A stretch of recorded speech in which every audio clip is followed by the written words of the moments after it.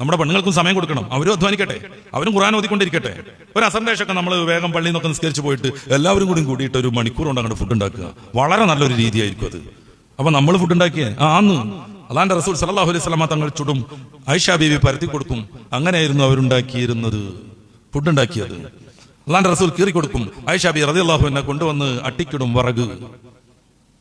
നമുക്ക് ചുടാം, നമുക്ക് പൈനാപ്പിളിന്റെ തൊലി പൊളിക്കാം, നമുക്ക് മാങ്ങ മുറിച്ചിട്ട് ജ്യൂസ് വേണമെങ്കിൽ അടിക്കാം. ആ സമയത്ത് അവരെ കൊണ്ട് പറ്റുന്നത് അവർ ചെയ്യട്ടെ. ഈ പത്തിരി പരത്താനൊക്കെ അവരെന്നെ ആയിരിക്കും മിക്കവാറും നല്ലത്. നമ്മൾ പിടിച്ചൊരൊറ്റ ഞെക്കിന് ഞെക്കിയാൽ പത്തിരി ഇങ്ങനെ അമീബന്റെ മാതിരിയോ ശ്രീലങ്കന്റെ മാതിരിയോ ഒക്കെ ആയി പോകും. അതിങ്ങനെ പ്രത്യേകമായി തട്ടി തട്ടി തട്ടി ഇങ്ങനെ അമർത്തിക്കൊണ്ടിരിക്കണം, 10 പ്രാവശ്യമെങ്കിലും തിരിക്കണം. അതാ പത്തിരി. കയറി ഒരൊറ്റ ഞെക്കണം ഞെക്കേണ്ടേ അത് നിങ്ങളാണ് നിങ്ങളും ഈ വെള്ളത്തുള്ളി വെച്ചണ മാതിരി. അത് പിന്നെ തിന്നാൻ പറ്റൂലേ.